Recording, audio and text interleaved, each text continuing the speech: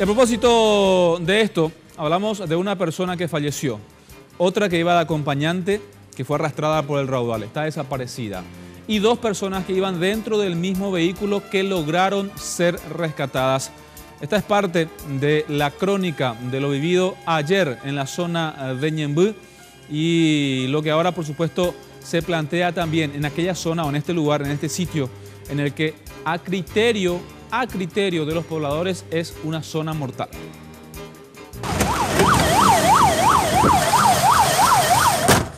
A 07 nos encontramos en el lugar, varios vehículos atrapados, por favor, si puede apurar a bomberos.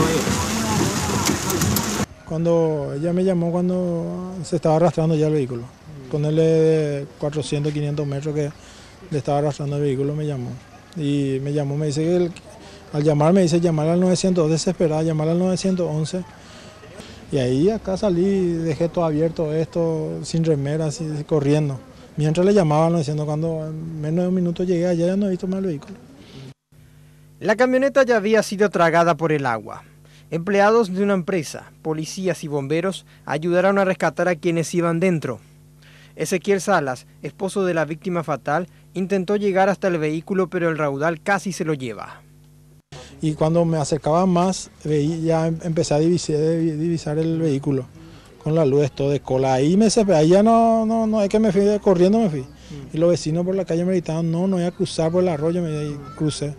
Por la desesperación crucé y por los vecinos me dieron espacio, así me abrieron el portón y crucé por la muralla para no cruzar por el arroyo. En la Toyota Noah habían 4 personas. Sara Elizabeth Alarcón, conductora muerta. Helen Tamara Salas, su hija de 21 años. La hermana de Helen, de 5 años. Y la acompañante de Sara, su amiga Marta Garcete. La fuerza del agua se llevó a Marta. Sara quedó atrapada.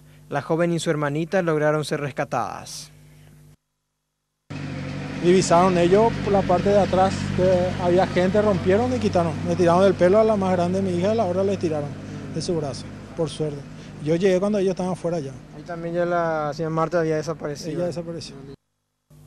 Según el viudo, su familia venía de San Lorenzo y 100 metros antes de llegar a la avenida Ortiz Guerrero, la correntada volcó el vehículo. Ellos estaban a punto de llegar a su casa. Y según ella dice que le alcanzó ya hasta el asiento y eso ya estaban por sobrepasar. Por suerte, antes de entrar todo, cayeron y se quedó la cola donde había espacio como para que saque tu cabeza hacia arriba. Y ahí lo que mi hija mayor le agarró la pata a mi hija menor y le apretó por el vidrio de atrás.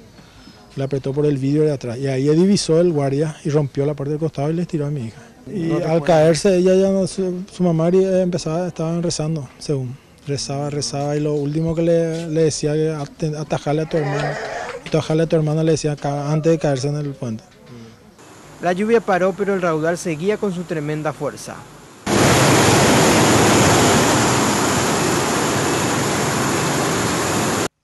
Un taxista fue testigo de cómo antes de caer al cauce, la camioneta se incrustó violentamente contra un árbol.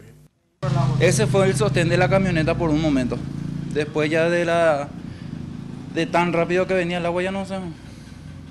Era imposible. Fue todo en menos de 5 minutos. En menos de 5 minutos pasó todo lo que tenía que pasar. A más de la pérdida humana, Ezequiel, panadero de un supermercado, se quedó con una deuda de 30 millones de guaraníes por la camioneta.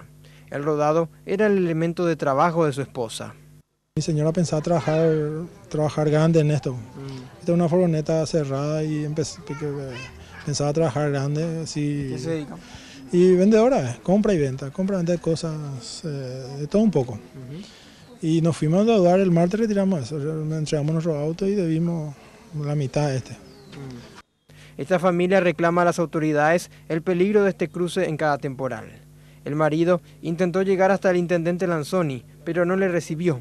Las sobrevivientes están recibiendo contención psicológica.